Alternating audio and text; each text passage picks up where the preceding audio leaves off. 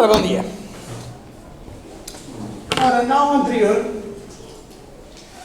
nós ficámos com um exercício pendente para fazer uma função que calculasse o produto interno de dois vetores 2D. De forma a nós podemos usar aquela invocação para obter um resultado. Alguém fez? Acho que correu bem o teste. Senhora. Pois sei. Portanto, resolução para isto era relativamente simples. Portanto, vou começar por criar a função usando a palavra-chave def. Vou chamar essa função .product e agora preciso receber parâmetros. Ora, como tenho aqui, eu quero receber 4 parâmetros correspondente ao xy de um dos vetores e o xy do outro vetor. Portanto, vou pôr aqui x1, y1, x2, y2. Portanto, 4 parâmetros que vão parar para dentro daquelas variáveis. E agora queremos só calcular o produto interno disto. Como é que é o produto interno de dois vetores? x1 vezes x2 mais y1 vezes y2. E vamos retornar esse valor que calculamos. E agora podemos simplesmente escrever aquele caso 2, 2, 0, 1, 1, que é o caso de teste que nós temos aqui. Se eu correr este programa, dá-me 2, que é o que faz sentido, não é? Dúvidas acerca disto?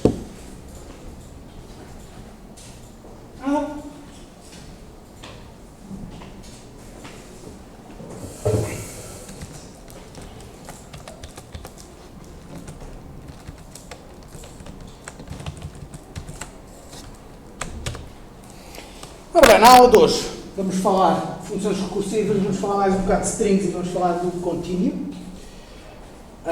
E vamos começar com funções recursivas. O que é uma função recursiva?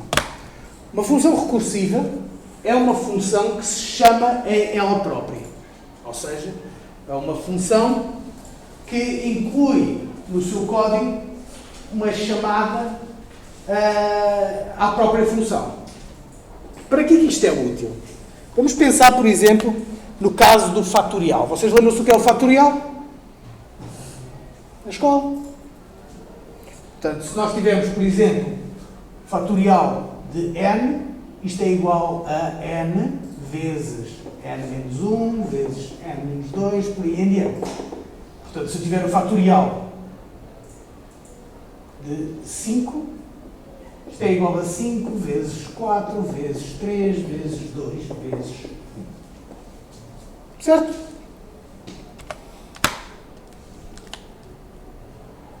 Ora, isto é um caso clássico de que podemos fazer uma implementação baseada nele próprio. Porquê? Porque, reparem, 5 fatorial podemos escrevê-lo sendo 5 vezes 4 fatorial, certo? E 4 fatorial, por sua vez, é igual a 4 vezes 3 fatorial. Por aí adiante. Portanto, podemos usar a própria função fatorial para descrever o fatorial.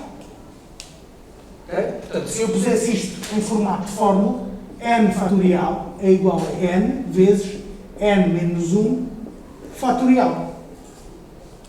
Certo? Em termos de código, fica algo deste género. E o que é que nós estamos aqui a ver?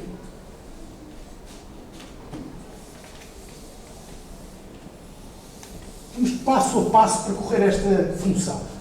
Okay? Nós começamos aqui com fatorial de 5, que é aquilo que eu estou a chamar aqui em baixo. Okay? Portanto, ele começa, chamou fatorial de 5. O n é igual a 5. Se o n é igual a 1, retorna 1. Não é verdade. Portanto, agora então eu vou criar esta variável r, que vai ser igual ao n, que é 5, vezes o fatorial de n menos 1.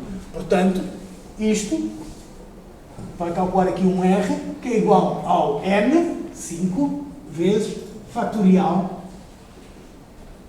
de n-1, que é 4. Certo? Portanto, isto vai ser chamado, e o fatorial de 4 vai ser igual a 4 vezes o fatorial de 3. E o fatorial de 3, R, é igual a 3 vezes fatorial de 2. E R é igual a 2 vezes fatorial de 1. Certo? Ora, quando chegamos aqui, o n é igual a 1. Se o n é igual a 1, então retorna 1. Ele já nem executa isto. Portanto, isto vai ser igual a 1. 1 vezes 2 é 2. Portanto, isto vai ser igual a 2.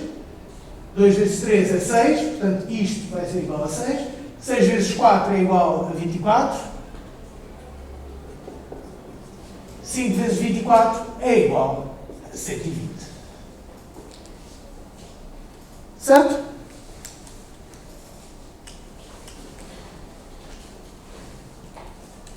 Portanto, aquele bloco de código inicial ali, aquele if era igual a 1, existe para impedir que isto continue para sempre. Não é? Porque se isto não estivesse lá,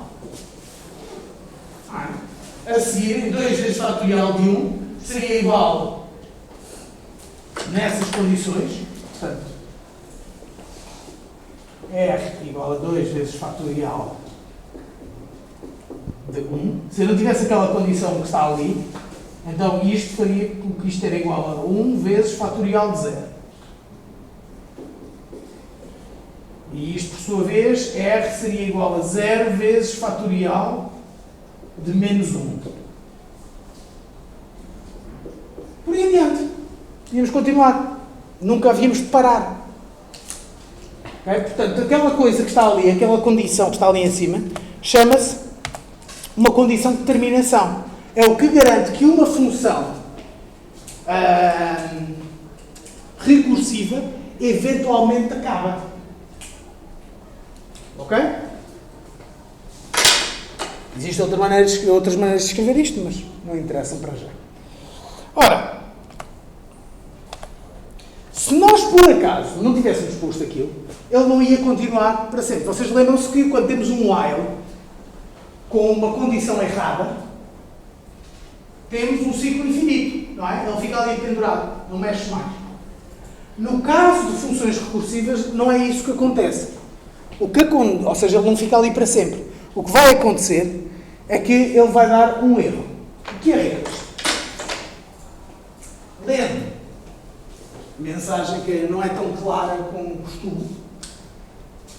Primeiro temos aqui esta parte. Previous line repeated 996 more times. Ou seja, basicamente ele detecta que isto vai ser sempre igual. Daqui para a frente, isto vai repetir 996 vezes. E recursion error, maximum recursion depth exceeded. Ou seja, o Python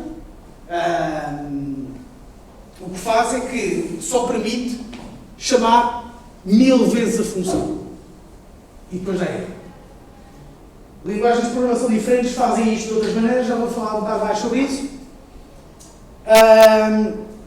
Mas no caso do Python temos um limite de 1000. Porquê que temos um limite?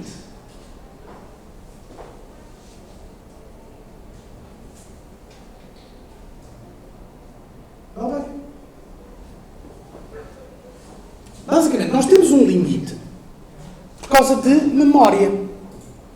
Porque cada vez que nós chamamos uma função, estamos a gastar um pouco mais de memória. Porquê que estamos a gastar memória? Pensem assim.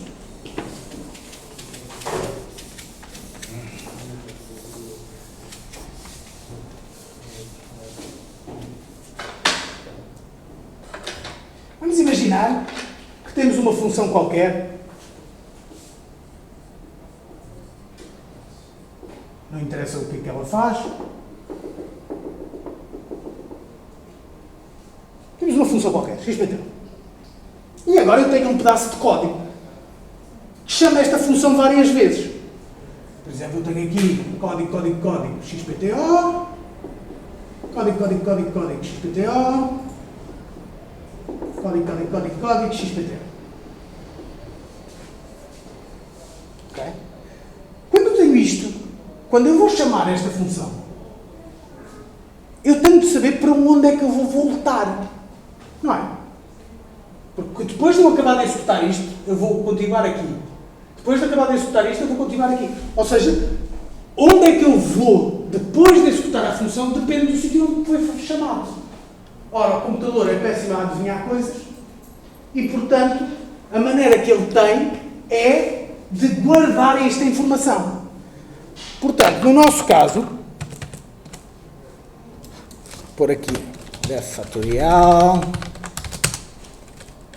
fn igual a 1, este é o código do fatorial.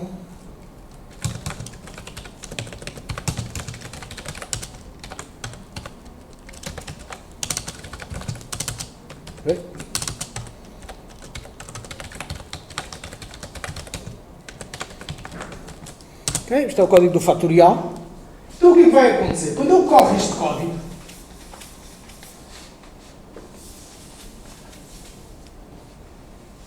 okay, isto é uma definição, portanto não é executado, é simplesmente há uma função chamada fatorial. Eu chego aqui à linha 9 e vou calcular o fatorial de 5. Então o que é que vai acontecer? Neste momento, como ele vai chamar aquilo, ele vai ter de guardar que a seguir, quando acabar de correr aquela função, vai ter de voltar para aquela linha, para a linha 9. Isto é guardado num espaço de memória que se chama um stack. Okay? Neste caso, portanto, eu vou chamar fatorial de 5, antes vou colocar aqui no stack e vou dizer, a seguir vou voltar para a linha 9. Depois, venho aqui, corro isto, chego aqui, fatorial de n-1, que é 4. Portanto, eu sei que vou ter de chamar a função fatorial outra vez e sei que quando acabar de calcular aquilo, vou ter de continuar a execução na linha 5. Portanto, vou guardar em que linha é que vou ter de voltar. Depois volto a correr aquilo tudo, agora para o n igual a 4, venho ali, chego ali à linha 5, fatorial de n-1, portanto 3. Então, depois quando acabar disto, ter de chamar outra vez. Portanto, isto é para o n igual a 4, isto é para o n igual a 3, isto é para o n igual a 2, isto é para o n igual a 1. Okay? Portanto, agora já estou a chamar outra vez o fatorial com o n igual a 1. Ele chega aqui a esta primeira função, n igual a 1, return 1. Ok, tem um return. Se tem um return, o que ele vai ver é, ele vai buscar o último elemento que colocou no stack e vai dizer agora volta para esta linha. E ele volta para aquela linha. Neste caso é a mesma, mas podia não ser. E isto desaparece do stack. Depois, quando ele voltou, ele devolveu 1, portanto isto fica 1 vezes 2 no R, portanto fica R igual a 2, return R. Ok, return outra vez, então volto para a linha 5 e tiro um elemento. E tiro um elemento, neste momento o R é igual a 120 e volto para a linha 9, andando. Okay? Portanto, qual é que é o problema da recursão infinita? É que eventualmente ficamos sem memória. Não temos onde guardar mais informação. O Python, antes disso acontecer, dá aquele erro, ou seja, quando chega a 1000, diz, não, já sei, isto não vai correr bem. Basicamente é o raciocínio dele.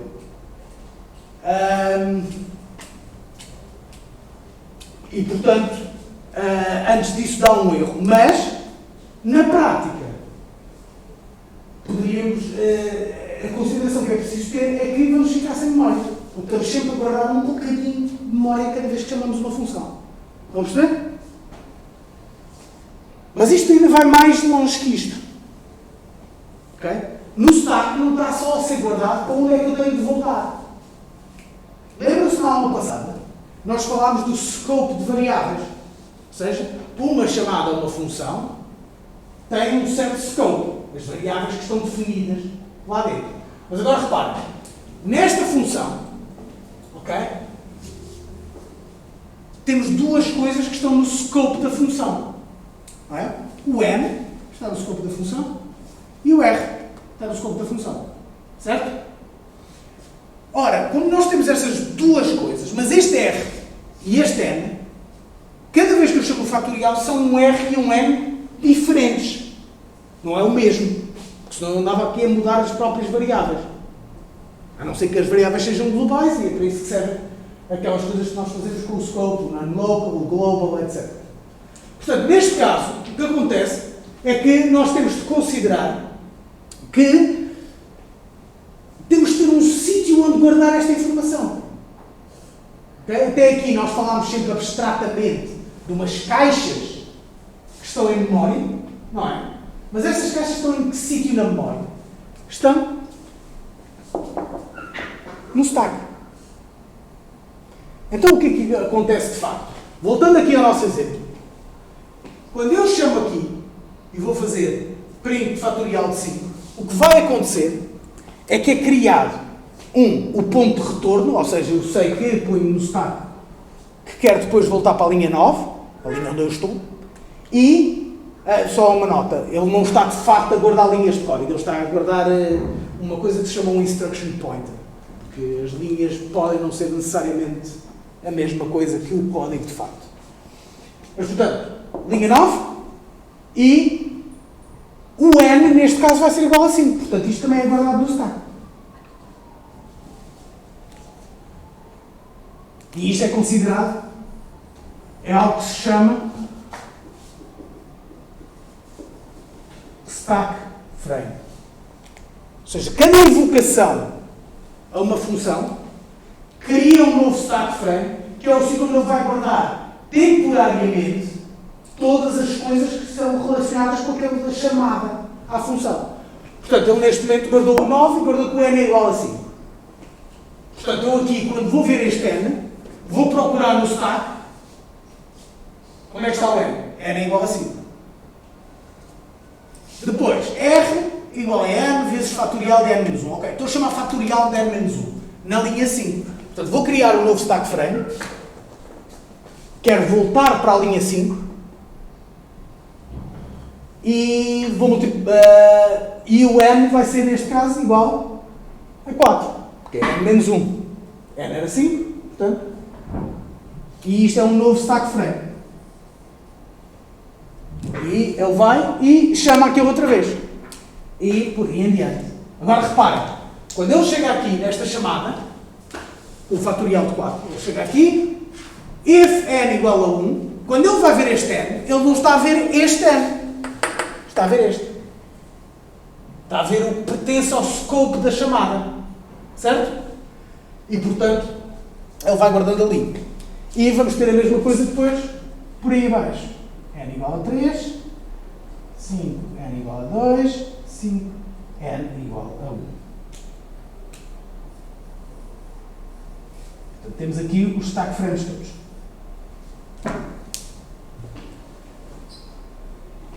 Quando finalmente chegamos a esta invocação fatorial de 1, ele chega aqui, if n igual a 1, e sim senhor, está ali. Então, return 1. O que ele vai fazer este return 1? Isto é um processo um pouco mais complexo, mas não interessa. Ele vai guardar aqui, alguns, que esta função retornou o valor 1. Aliás, posso explicar essa parte.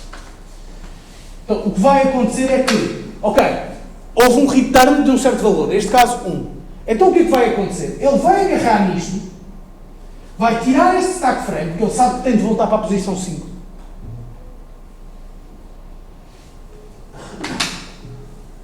Vai acrescentar ao stack frame deste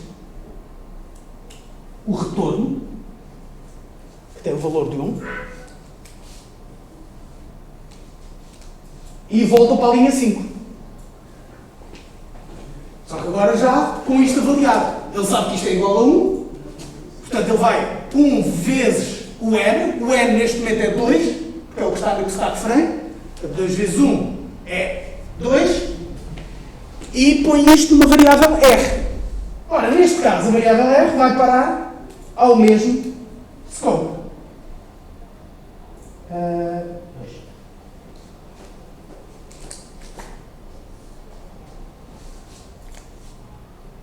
Certo? Depois, chega ali ao return R. Ok? Portanto, agora, já tem isto tudo. Nós estamos a fazer um return, portanto, isto sai de cena. E é acrescentado aqui, no stack frame, que deu origem, que o retorno era igual a 2.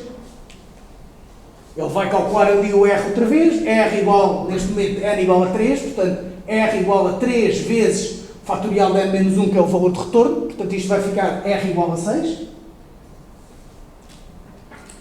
Está no stack frame. E return R. Portanto, novamente, isto desaparece. O retorno é acrescentado aqui. Calculado o R outra vez. R igual a N, que é 4 vezes o retorno da função, 6. 4 vezes 6, 24. R igual a 24. A seguir temos return R, novamente, este 24 é o retorno, que passa para aqui. Vai ser calculado outra vez, R igual a N, 5 vezes 24, portanto R igual a 120.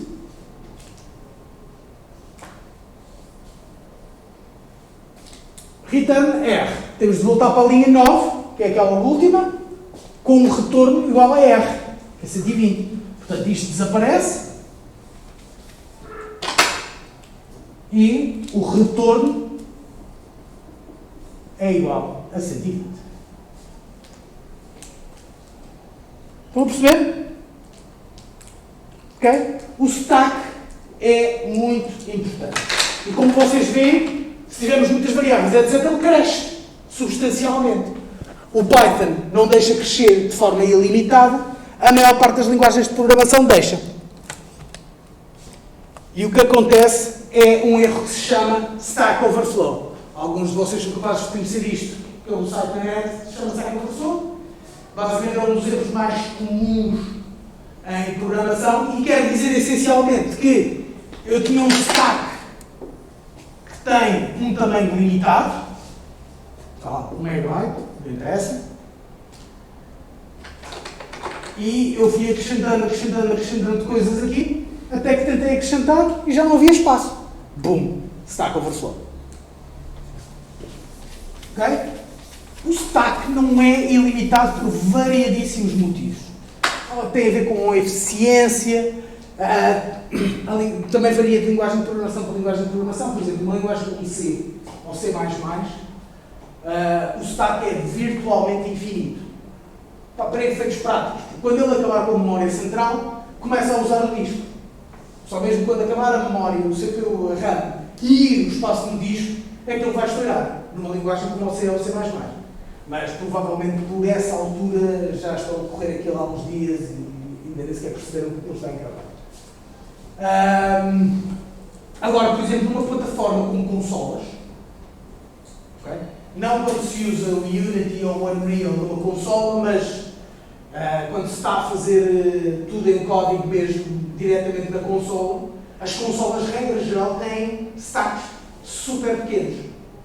Por exemplo, a PlayStation 4, by default, tinha um stack de 2 KB, que é super minúsculo. Ou seja, é uma das primeiras coisas que se fazem é inicializar e dizer eu quero um stack com 2 MB. Porquê? Porque as consolas, por exemplo, ou a maior parte das consolas, não conseguem usar o disco como memória alternativa. Os 4 GB ou 8, tem que é 5 agora? Acho eu. É, não é? Os 8 GB, aquilo é o meio que eles têm ponto. Não é como um PC que começa. E é por isso que não havia um Chrome tem uma console. Por acaso não sei, deve ter havido alguém que o tenha feito, mas pronto. Portanto, Stack Overflow, isto é aquilo que eu já disse. Stack é onde é armazenado o estado local de uma função.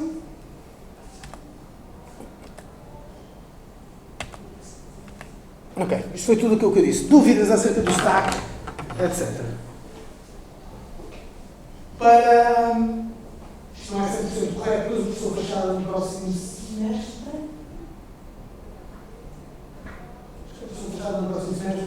vai clarificar, como eu disse, este tipo de memória chama-se o stack, mas existe um outro tipo de memória que se chama o heap, que é onde são alocadas coisas, por exemplo, como as listas. As listas, vocês lembram-se que uma lista em Python é basicamente só uma referência para uma outra zona de memória, certo? Portanto, essa referência vai estar no stack, mas a memória onde a lista está armazenada vai estar num outro tipo de memória que se chama um heap. Para aqueles que querem seguir a engenharia no futuro, esta é provavelmente a pergunta número 2 ou 3 de qualquer entrevista de emprego na área dos jogos. Qual é a diferença entre heap e stack? Todos adoram esta pergunta. Existem mais tipos de memória hoje em dia, especialmente hoje em dia que estas coisas estão a ficar super complicadas. Depois há memória que é acessível pelo GPU e pelo CPU e isto tem um outro nome também, etc. Há muita coisa, mas normalmente estes são os dois tipos de memória que têm condições diferentes de utilização.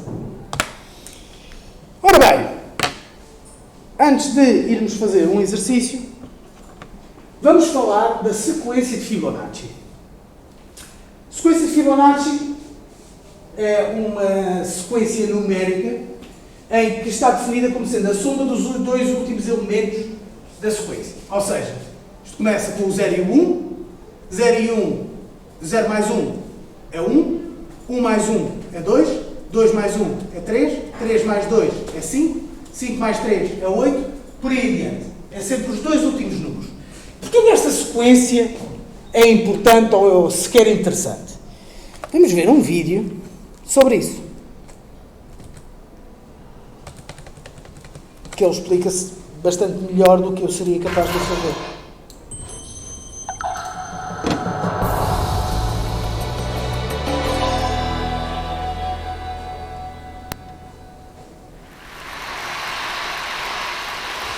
So why do we learn mathematics?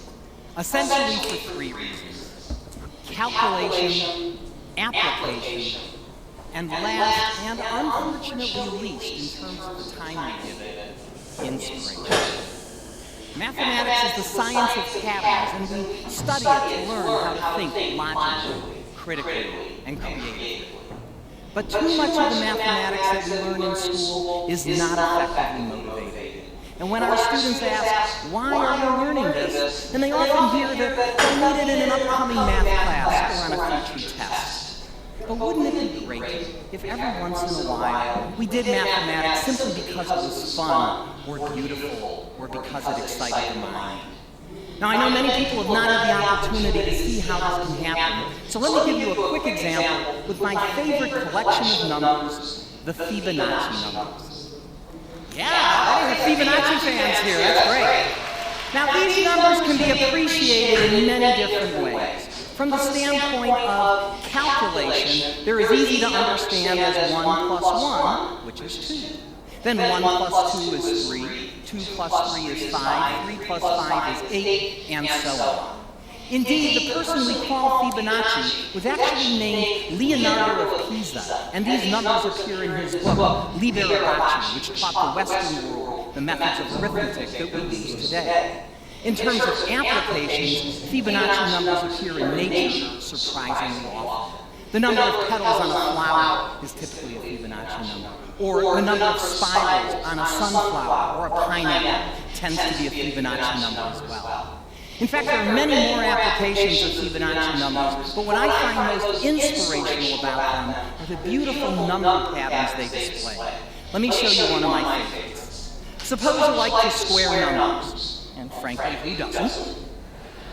Let's look at the squares of the first few Fibonacci numbers, okay? So 1 squared is 1, 2 squared is 4, 3 squared is 9, 5 squared is 25, and so on. All right, now, it's no surprise that when you add consecutive Fibonacci numbers, you get the next Fibonacci number, right? That's how created. But you wouldn't expect anything special to happen when you add the squares together. But check this out. 1 plus 1 gives us 2, and 1 plus 4 gives us 5. And 4 plus 9 is 13. 9 plus 25 is 34. And yes, the pattern continues. In fact, here's another one. Suppose you wanted to look at adding up the squares of the first few Fibonacci numbers. Let's see what we get there. So 1 plus 1 plus 4 is 6. Add 9 to that, we get 15. Add 25, we get 40. Add 64, we get 104. Now look at those numbers. Those are not Fibonacci numbers, but if you look at them closely, you'll see the Fibonacci numbers buried inside of them. You see it? I'll show it to you. 6 is 2 times 3, 15 is 3 times 5, 40 is 5 times 8, 2, 3, 5, 8. Who do we appreciate? Fibonacci, of course. Now, as much fun as it is to discover these patterns, it's even more satisfying to understand why they are true. Let's look at that last equation. Why should the squares of 1, 1, 2, 3, 5, and 8 add up to 8 times 13? I'll show you by drawing a simple picture. All right, we'll start with a 1 by 1 square, and next to that put another 1 by 1 square. Together they form a 1 by 2 rectangle. Beneath that, I'll put a 2 by 2 square, and next to that, a 3 by 3 square. Beneath that, a 5 by 5 square, and then an 8 by 8 square, creating one giant rectangle, right?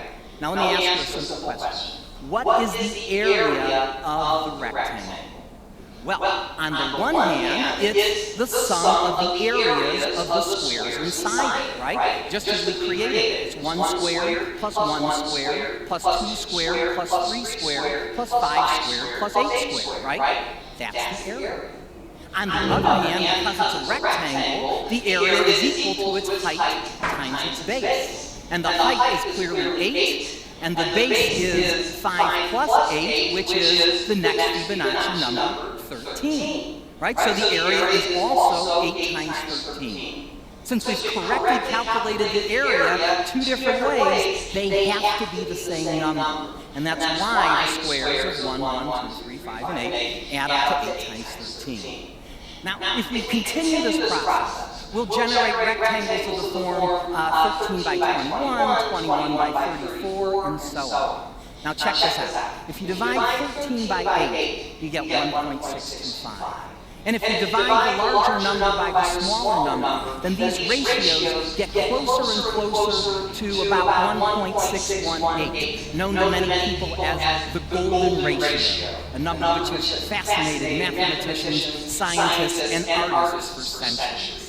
Now, I show all this to you because, like so much of mathematics, there's a beautiful side to it that I fear does not get enough attention in our schools. We spend lots of time learning about calculation, but let's not forget about application, including perhaps the most important application of all, learning how to think. If I could summarize this in one sentence, it would be this. Mathematics is not just solving for X, it's also figuring out why. Thank you very much.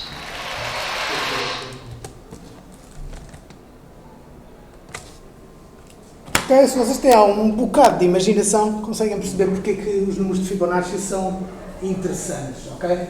Durante séculos, os números de Fibonacci, em particular o Golden Ratio, fascinaram desde matemáticos a artistas. Leonardo da Vinci, por exemplo, era obcecado com o Golden Ratio, o homem do Vitrúvio, aquela imagem que tem o homem em duas posições diferentes, usa estas proporções o tempo todo.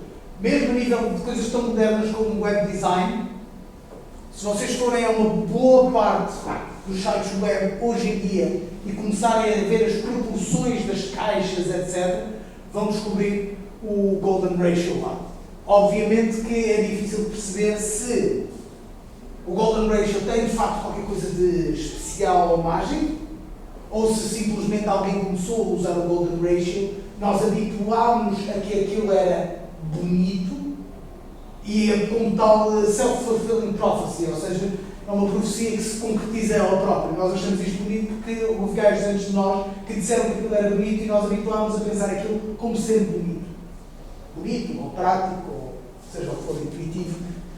Seja como for, os números da sequência de Fibonacci está presente em imensas coisas na natureza, muitas vezes descrita como esta espiral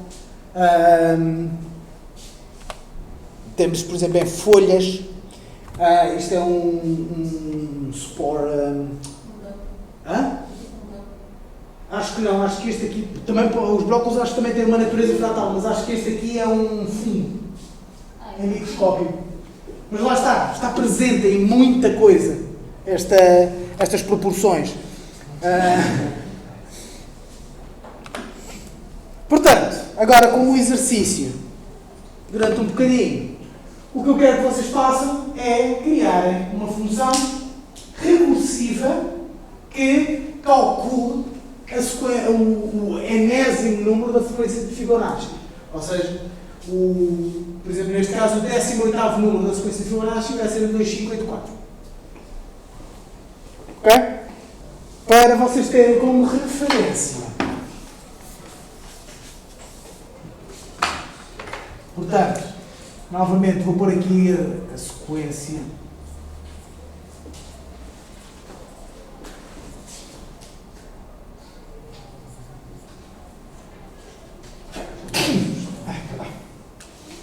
Portanto, basicamente este é este mais este.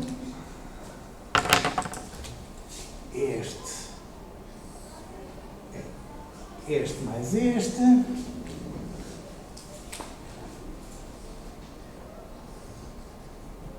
Este.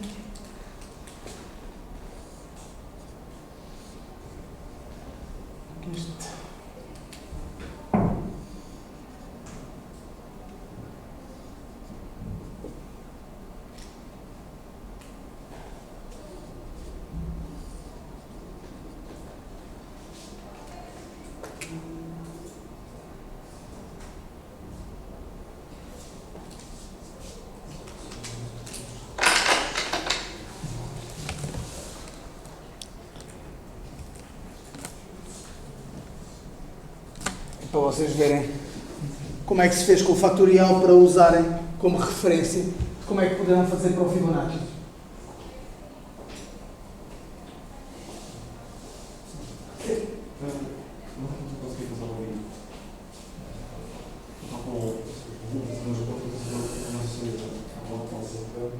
Vocês usam o A e o vosso número de alunos. Não funcionou?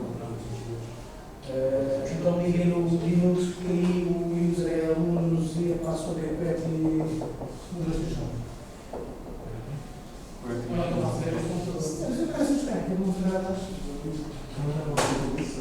O vosso número de aluno e a password é do mundo e afins.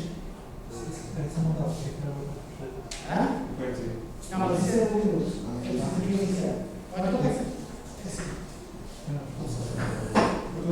Vai para aquele.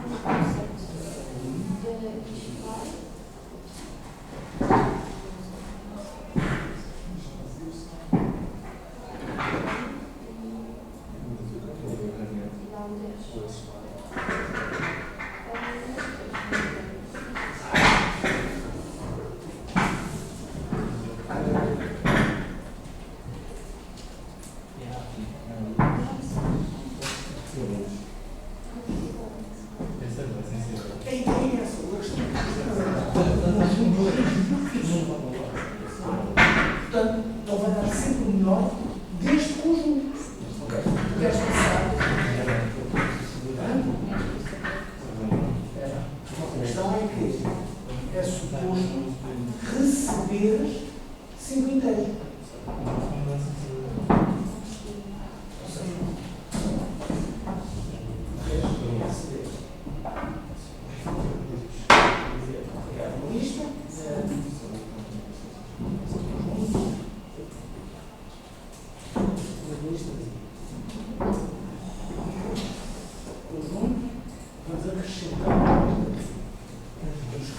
dar uma versão inteira do input.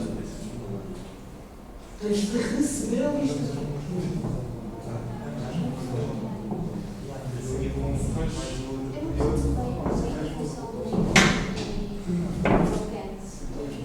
É que tu não devias estar a usar o mesmo. É basicamente aqui estás a calhar. Apesar de existir uma função do Python que já faz isto, a ideia é que. Já sei, ok. Não é preciso tudo isto. Vamos agarrar aqui. E é igual.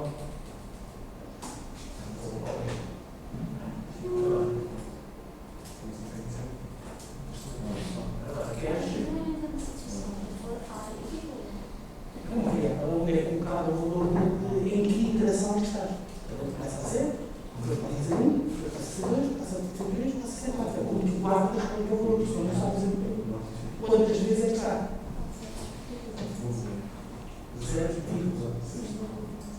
ou seja, vai do 0, é assim, não é inclusive. Neste caso, tu dizem que é dados 5 inteiros, portanto, vais buscar o input. Portanto, ele vai buscar, por exemplo, o primeiro 10. E agora temos de converter isto para um número. Não é? Este número, isto é uma string. Não é um número. Portanto, B igual a int. Convertemos o número para a string para um número. E agora, veja, se o V for um número.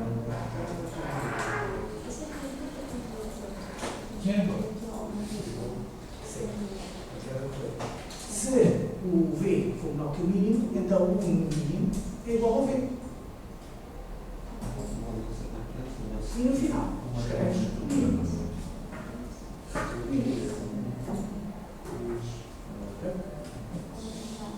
Agora, se corresses, e agora se fizer 10, 20, estes são os 5 números.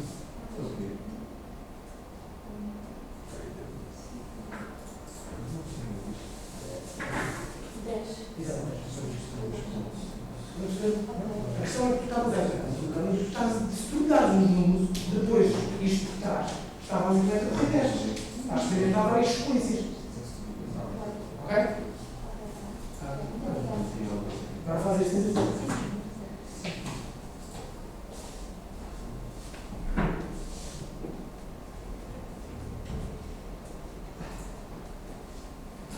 Não é o N menos 1. Não é o N menos 2. Se tu tiveres, por exemplo, o N, neste caso, vai ser isto é o 0, isto é o 1, isto é o 2, 3, 4, 5, 6, 7, 8. Isto é o N. Portanto, se estamos aqui, eu não quero somar 4 e 5. Eu quero somar 5 e 3. É uma função recursiva. A função chama-se ela própria. Como fizemos no fatorial.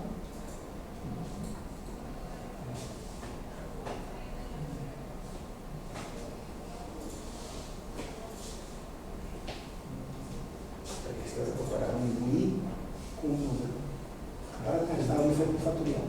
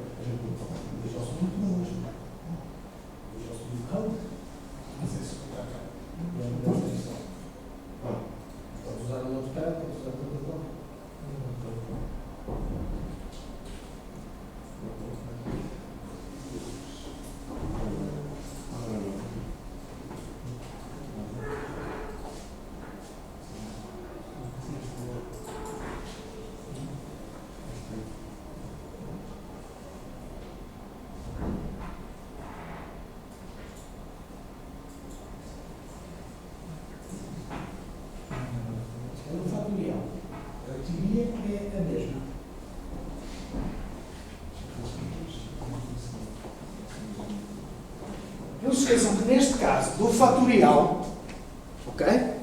Nós olhamos para a conta que tínhamos de fazer, ou seja, n fatorial era igual a n vezes o fatorial de n menos 1. É isso que está ali em programa T. Ok? Portanto, n vezes o fatorial de n menos 1. O Fibonacci é Fibonacci de n é igual ao Fibonacci de n menos 2 mais o Fibonacci de n menos 1.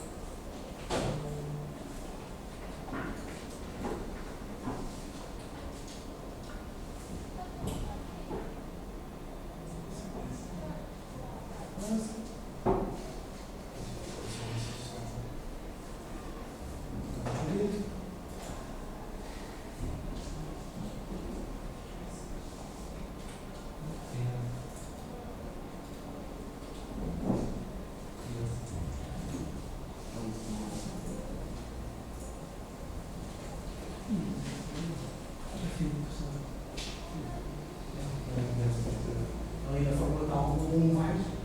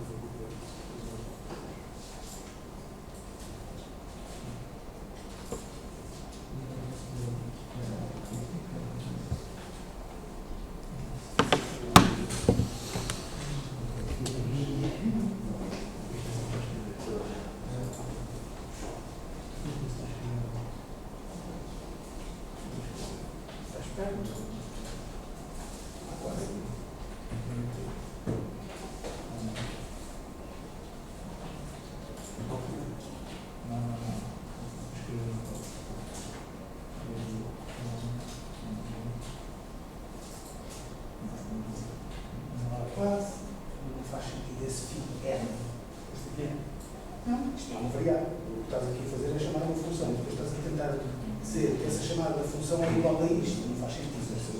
Tu queres ter aqui uma variável. Repara como é que eu tenho ali no fatorial.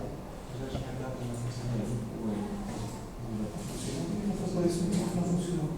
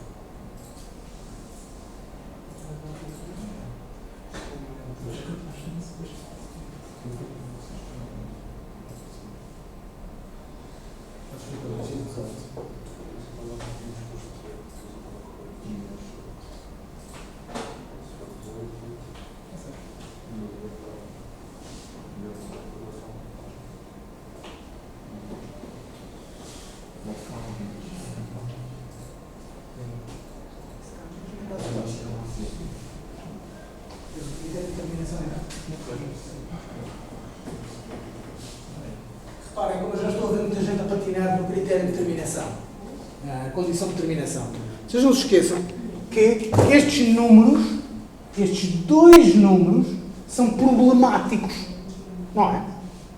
Porque se eu for calcular, se eu usar esta equação para calcular o Fibonacci de 0, vou dizer que o Fibonacci de 0 é igual ao Fibonacci de menos 2 mais o Fibonacci de menos 1. E, obviamente, isto não vai correr bem.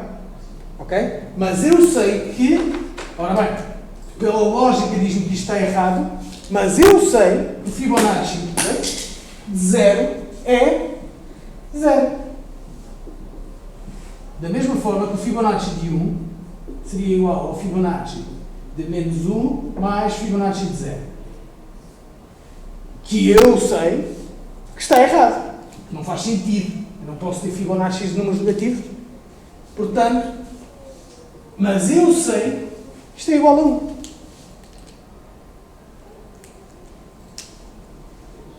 Aqui, da mesma forma como eu sei que o fatorial de 1 é igual a 1. E que o fatorial de 0 também é 1. Porque se pusesse o fatorial de 0, seria 0. Na teoria. E isso é um elemento absorvente da multiplicação, o que quer dizer que estava sempre 0. Todos os fatoriais.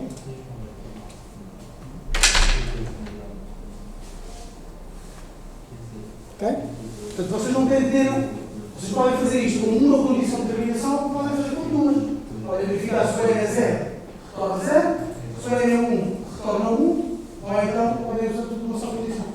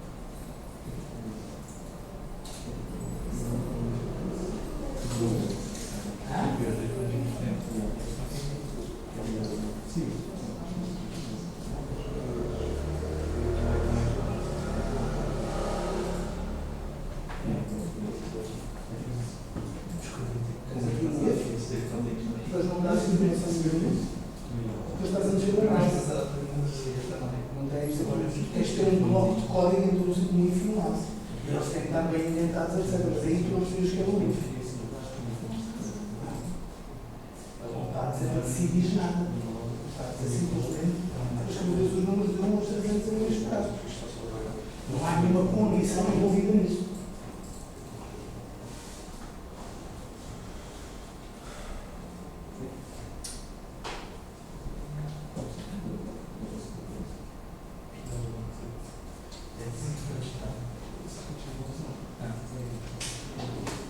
Há dois jeitinhos e faz a solução.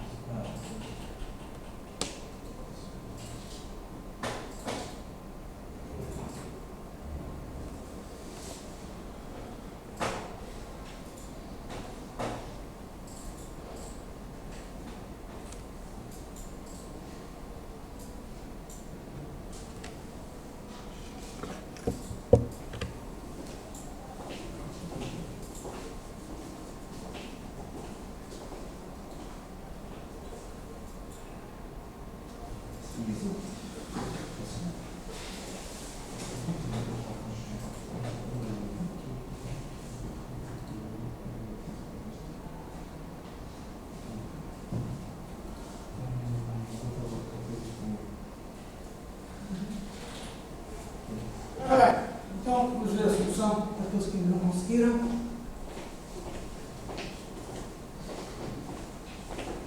Okay. E a solução, basicamente, eu vou fazê-la no quadro primeiro.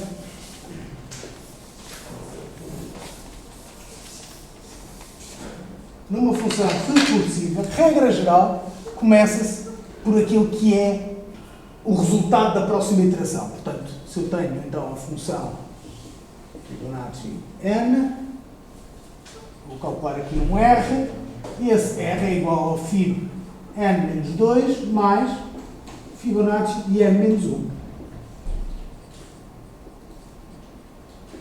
Okay? Obviamente que isto não funciona, falta-lhe o critério de determinação. Portanto, aquele lado problemático daquele n igual a 0 e o n igual a 1. Então, o nosso critério de determinação é se o n for menor ou igual a 1, menor ou igual a 1, então return o n. Se o n for 0, return do 0. Se o n for 1, return do 1. Se o n for 2, então vai ser o Fibonacci 0 mais o Fibonacci de 1. Neste caso, por aí em diante. Ok?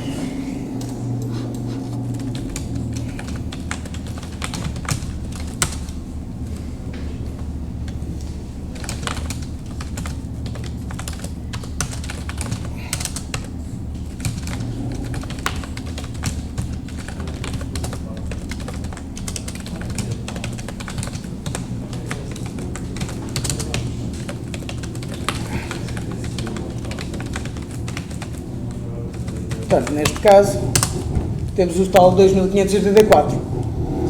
Ok? Agora, dito isto sobre funções recursivas, ok? Funções recursivas são quase sempre mais eficientes que o equivalente usando o ciclo for. Agora, há casos em que é mais fácil. Por exemplo, vamos comparar. Em termos de eficiência, por exemplo, vou dar-vos aqui o exemplo de se eu puser aqui o Fibonacci de 50.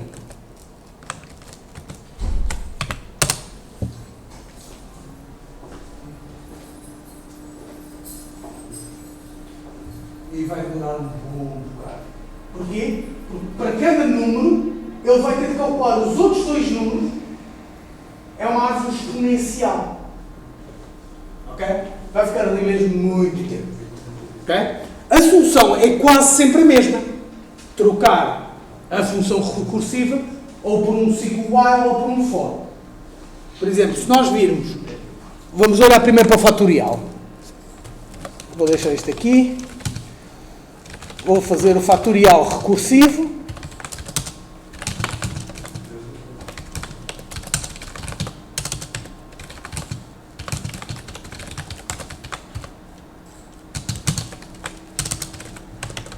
Portanto, este é o fatorial recursivo. O fatorial não recursivo, então, precisa de uma variável extra para guardar o resultado atual. E temos um for que vai de 1 até n mais 1, porque o último número não está incluído. E nós queremos o último número. Vamos multiplicar aquilo que já tínhamos pelo novo número e retornar isso. Okay? Esta segunda versão do fatorial, estas duas fatoriais fazem exatamente a mesma coisa. A diferença é que este é muito mais eficiente. É mais rápido, gasta menos memória. Só que precisa de uma variável extra. Não é que isso gaste mais memória, mas às vezes é mais difícil de desenhar a função. Porque, por exemplo, neste caso, só temos uma variável extra. Portanto, obviamente que o fatorial com um for é muito melhor. Mas, se agora olharmos, isto é o Fibonacci recursivo.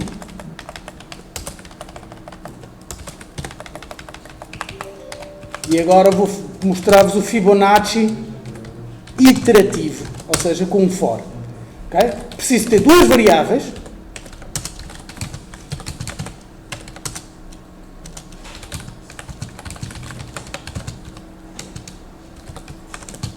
Novamente, n mais 1. Aliás, n.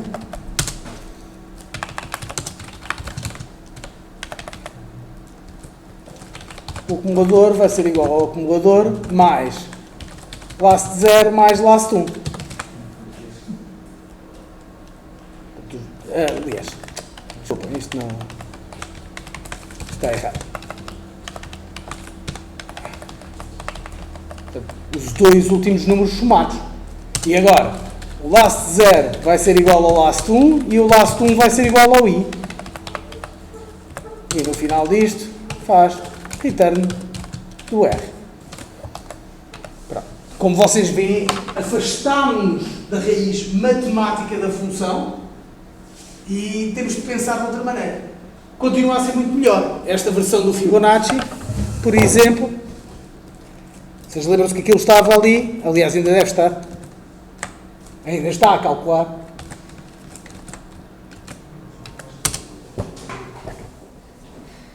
É quase instantâneo. Estão a ver a diferença radical entre as duas coisas. E então vocês poderiam perguntar porque é que raio que nós devemos querer então usar funções recursivas. Dois motivos. Em primeiro lugar, a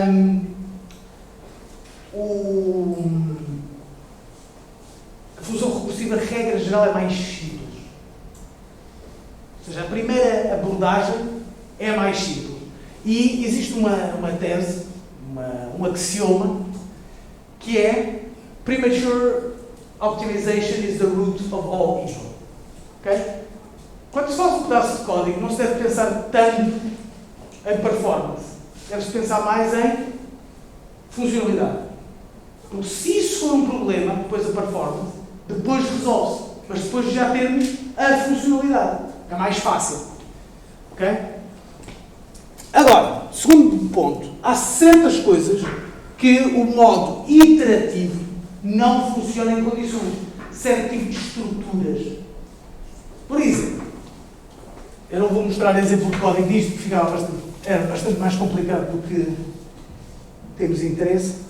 Mas vamos imaginar que nós, de alguma forma, não interessa como, temos uma estrutura em árvore. Ou seja, temos aqui um A, e esse A tem um B e um C, e este tem um D e um E, este tem um F, aqui temos um G e um H.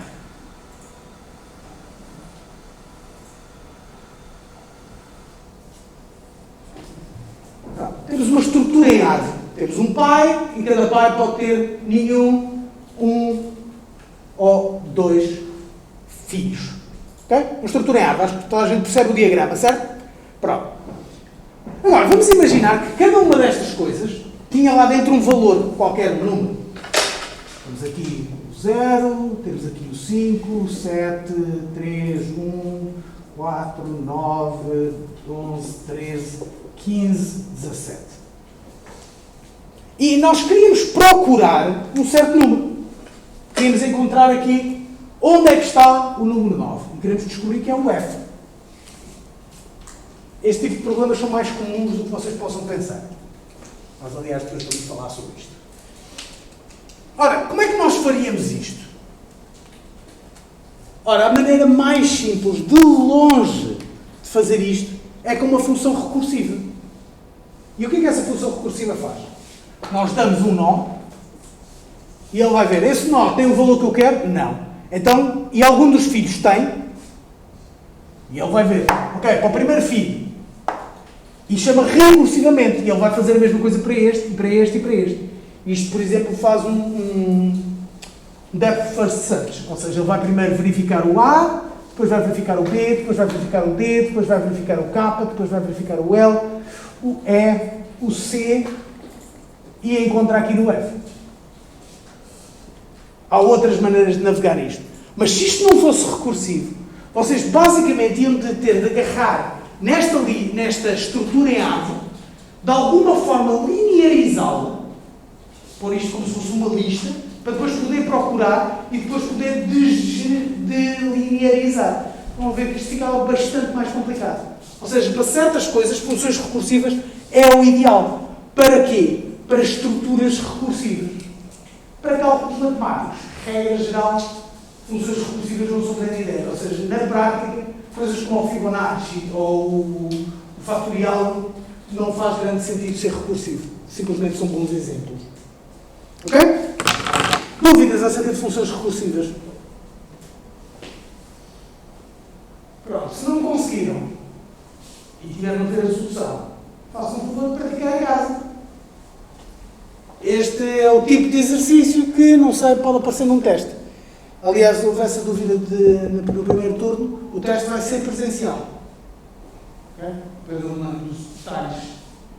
É dia 10, se não estou em erro, portanto daqui a 3 semanas. Portanto,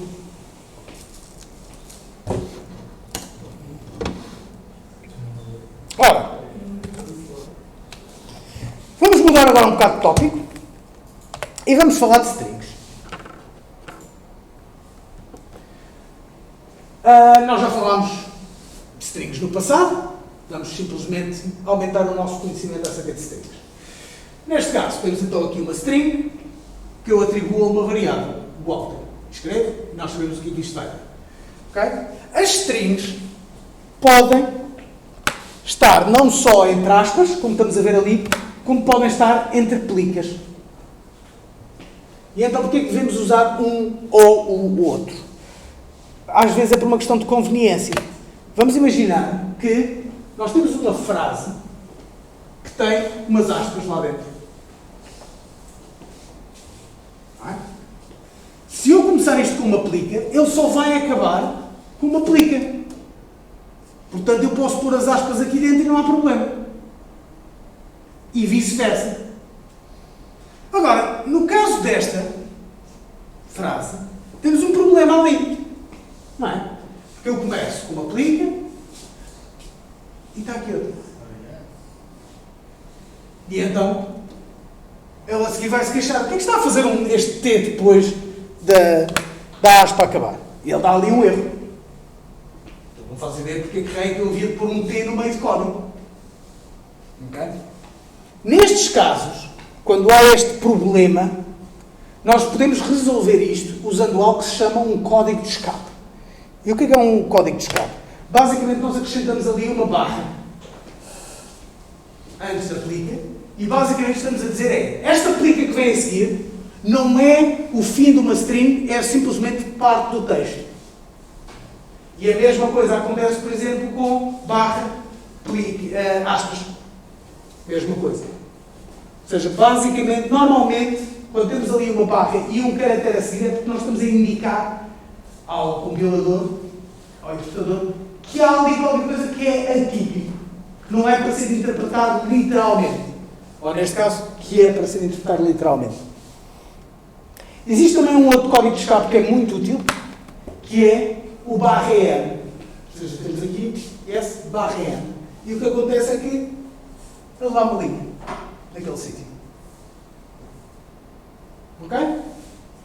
Há outros, por exemplo, temos o /t, o que ele faz é um tab. E há outros. Mas pronto, estes são os mais utilizados.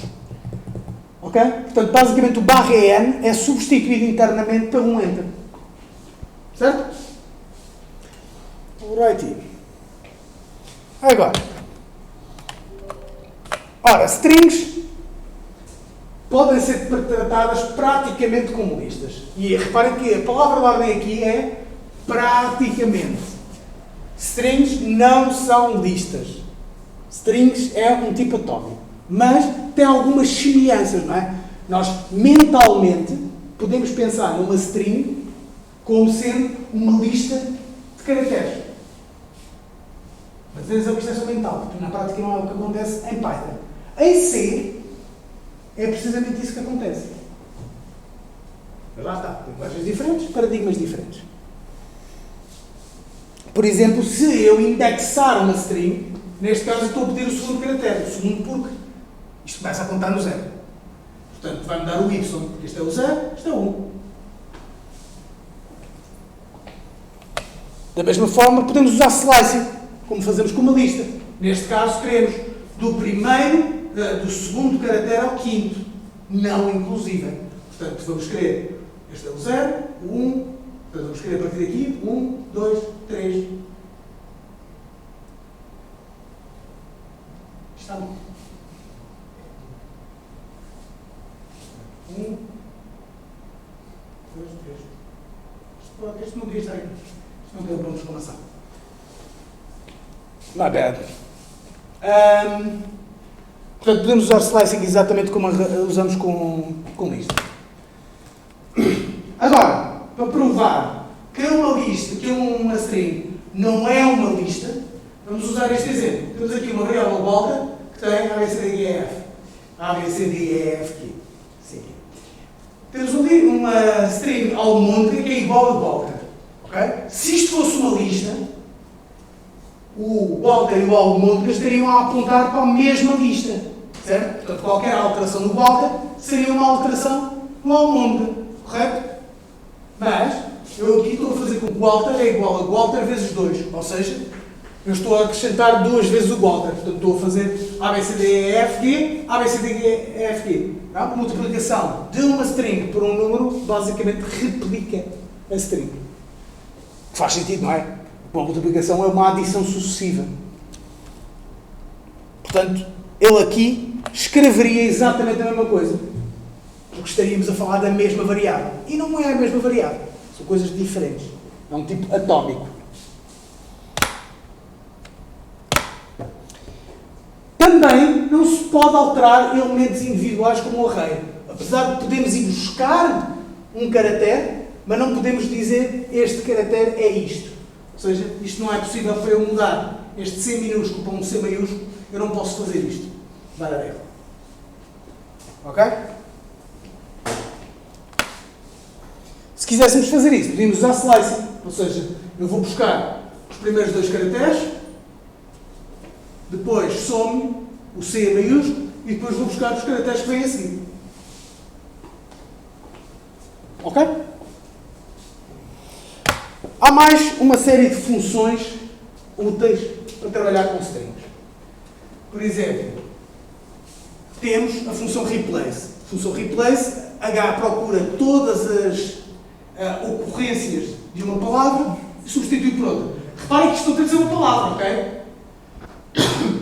Por exemplo, neste caso, yes, he said passa para yes, she said. Alguém me sabe dizer o que acontecia se eu agarrasse nisto e aplicasse isto 2 vezes?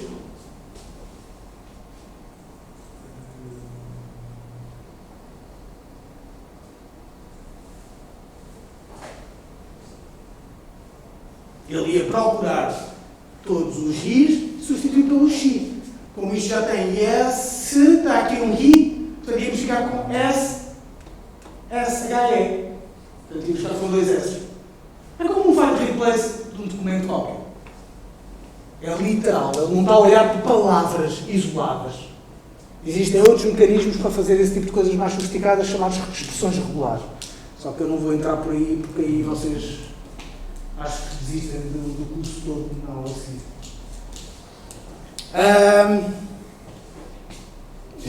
Eu fico com vontade de desistir do curso todo na aula seguinte se tiver de ensinar as expressões regulares. Depois temos outra função, o upper. O upper o que faz é que converte tudo para maiúsculo. All is shouting. Também temos, não tenho ali, mas o lower faz exatamente o contrário. Temos a função index, o que faz é que procura e devolve o index para a primeira ocorrência disto. Neste caso, ele vai procurar o he. Portanto, 0, 1, 2, 3, 4, 5, 6, 7, 8. Aquele valor. Temos o count, vai contar o número de caracteres ou de strings.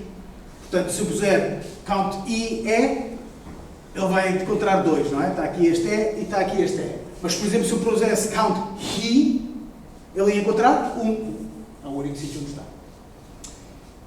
Finalmente, super útil, o split. O que o split faz é basicamente agarrar uma string e converter para uma lista de palavras, de coisas que estão separadas. Neste caso, estamos a usar um espaço como separador.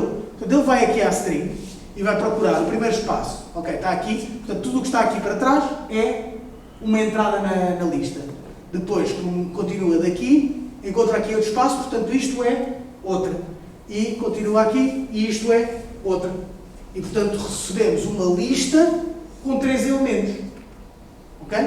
Nós não estamos agarrados aqui ao espaço, obviamente podemos usar qualquer separador e até podemos usar múltiplos separadores. Vamos ver aqui um exemplo rápido. Por exemplo, vamos fazer aqui o Walter é igual a ABC, DEF, GHI, JKL. E vou fazer Walter split com o espaço. Aqui é bastante óbvio o que é que ele me vai dar, não é? Dá-me as 4 palavras, por assim dizer, que estão lá, separados com um espaço. Agora, se por exemplo eu aqui, em vez de um ponto, tivesse uma vírgula, não é?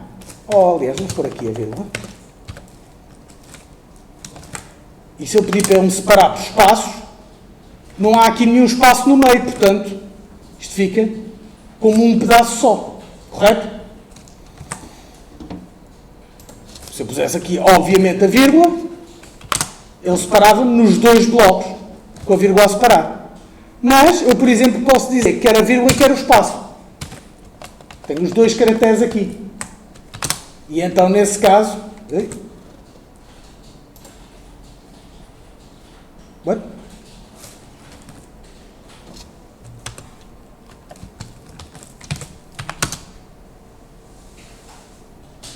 Por que ele não está ali a separar?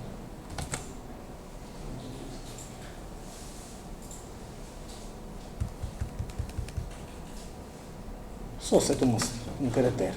Desde quando? Só um segundo.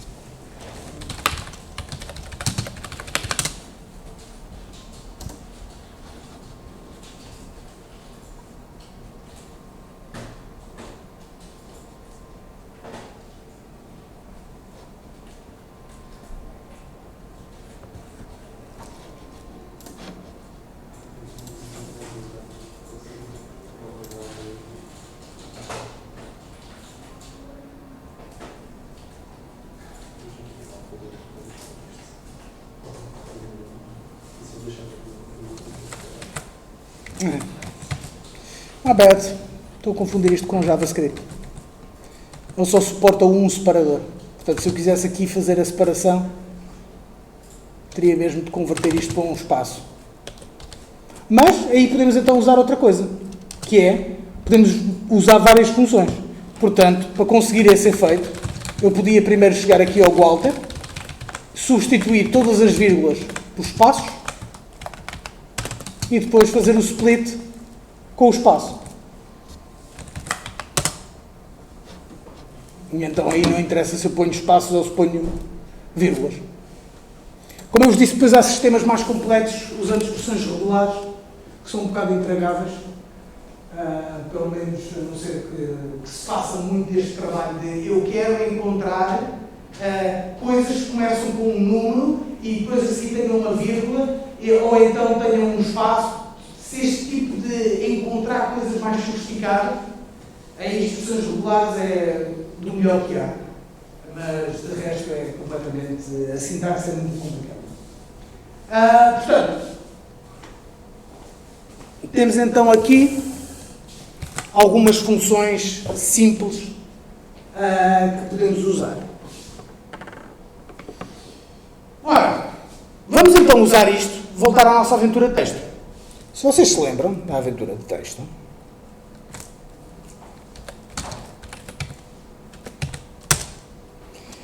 nós tínhamos isto, dava para ir para norte, dava para ir para sul, mas temos uma série de pequenos problemas. Em primeiro lugar, se eu carregar no Enter, ele aparece I don't understand e está-me a escrever aquilo que eu escrevi, só que como eu só escrevi um Enter, não aparece aqui nada de jeito, e é um bocado parvo eu carregar o Enter e ele...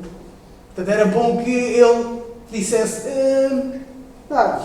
não fazes nada, ou não escrevesse sequer nada, nesse caso em que só estamos a carregar no Enter. Há mais problemas, por exemplo, se eu, em vez de North, fizer North, ele não faz ideia o que é o North. Porquê? Porque eu disse que o meu comando é North com minúsculas. E minúsculas e maiúsculas são coisas diferentes. Ok? Depois, mesmo que eu ponha minúsculas, se eu puser um espaço ali a seguir ao comando, porque North com um espaço com um espaço à frente é diferente de North sem nenhum espaço à frente. Okay? Então isto é uma chatice. Portanto, vamos ter de melhorar o nosso interpretador de comandos de maneira a que ele consiga trabalhar isto melhor. Não é? Por exemplo, exit com um espaço antes. Também não.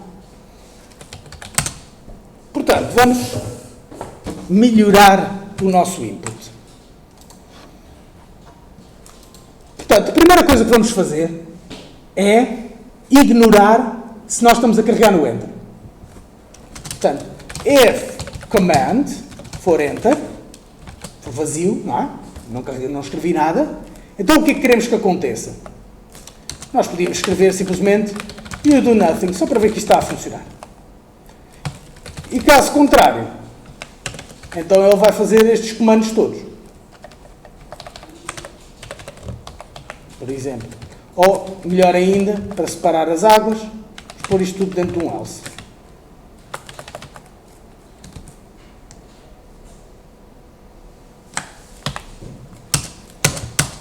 E agora, se eu carregar no Enter, aparece You Do Nothing, exatamente como nós queríamos. Portanto, agora podemos não escrever nada sequer. Para isso, temos de fazer um bloco de código que pode ser vazio. Ou seja, usamos o pass. Basicamente, não faças nada. E isto funciona bem, mas continua aqui com alguns problemas. Em primeiro lugar, podemos aqui usar algo que não o pass.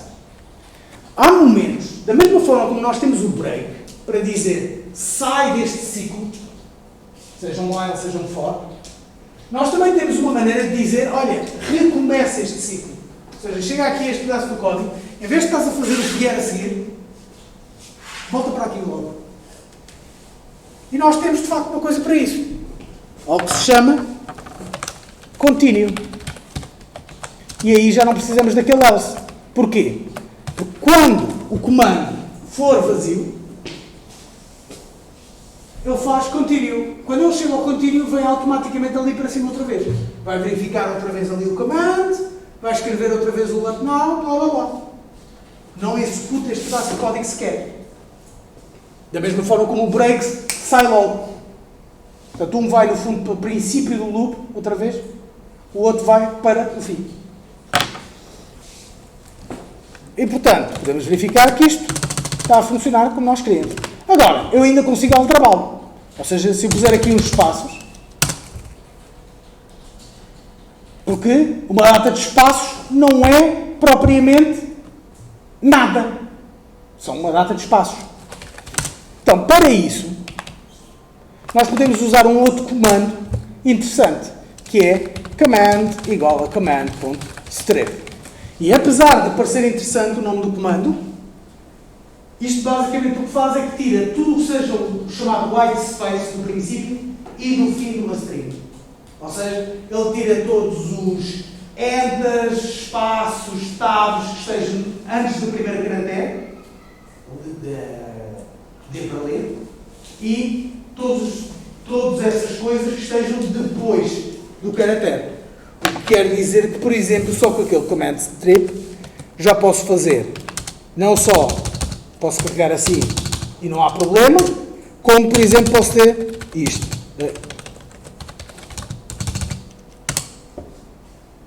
Ele tirou o espaço antes e o espaço depois.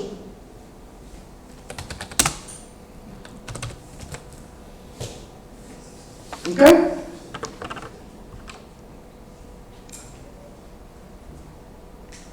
Finalmente, temos também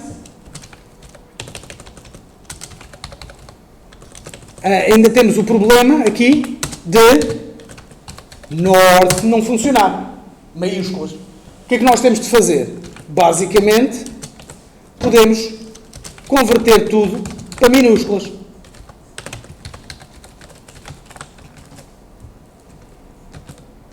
Agora já não interessa o que é que eu uso, já não é case sensitive. Desde que eu uso sempre minúsculos para tudo, neste caso estou a usar minúsculos para tudo, isto funciona. Ok? Pronto, isto tem mais vantagens que não são evidentes à primeira vista.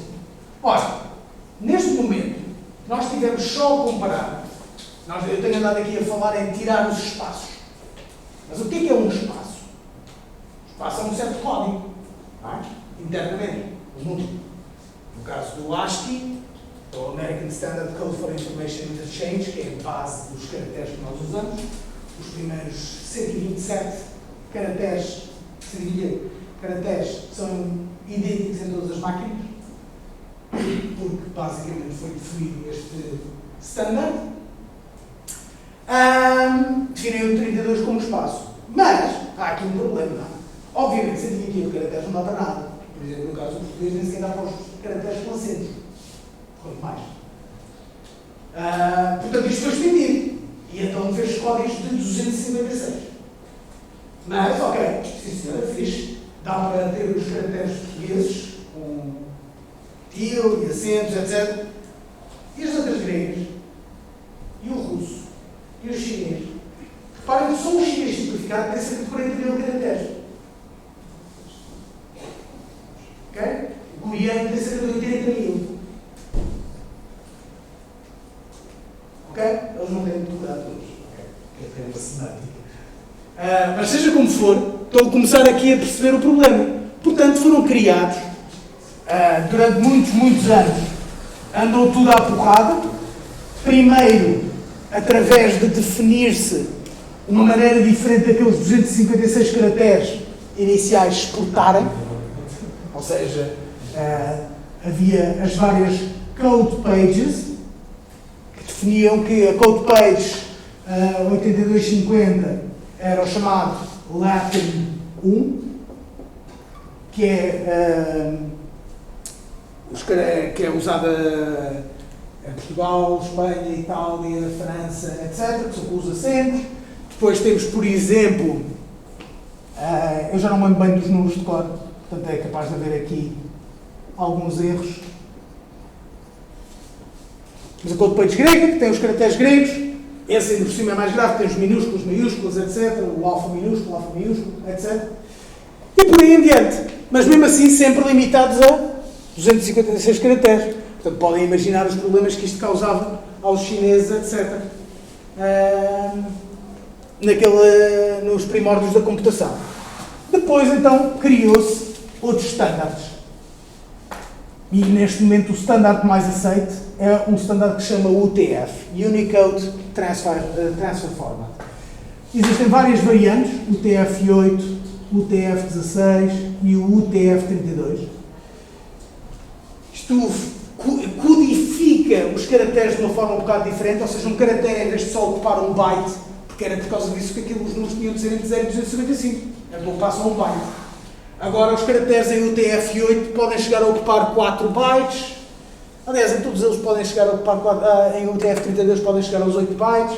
Então, há aqui um esquema para codificar os caracteres de uma forma o mais eficiente possível por um lado, mas com o máximo de flexibilidade. Aliás, o UTF-32 é tão flexível, por exemplo, que até emojis pertencem ao character set. Ou seja, existe um caractere, não me lembro qual é que é o número, mas que é, basicamente, emoji. Ou seja, está definido no Unicode. Ora, porquê que eu estou a falar desta coisa toda? Porque a ideia de um espaço também é extraordinariamente variável. Nós estamos habituados a pensar, o espaço é um espaço. Mas, por exemplo, os chineses têm dois tipos de espaço. Tem um espaço curto e um espaço longo. E eles usam. Ou seja, para nós, se nós tivéssemos de tratar estas coisas, era uma chatice, não é? Como vocês podem imaginar. Tínhamos de saber todas as línguas. Por exemplo, o último jogo em que eu trabalhei, o Strikers Edge. Nós éramos uma equipa com 4 pessoas. E o jogo foi traduzido para português, espanhol, italiano, francês, alemão, russo, coreano e chinês. Estou a imaginar se eu ou um dos meus colegas tivesse de saber estas línguas todas para poder fazer isto. Não? Obviamente que eu não faço a mais pequena ideia como é que é um caractere, sei lá.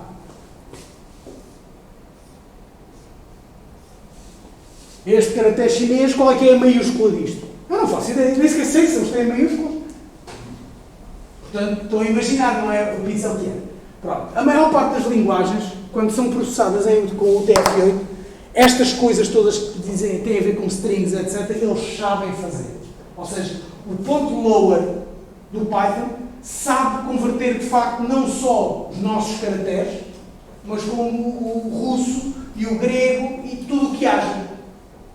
Okay? E a mesma coisa quanto ao espaço. O strip remove o chamado white space. Seja português, seja Latin 1, seja os espaços chineses. Ok? Se não o fizer, é por ter baixo.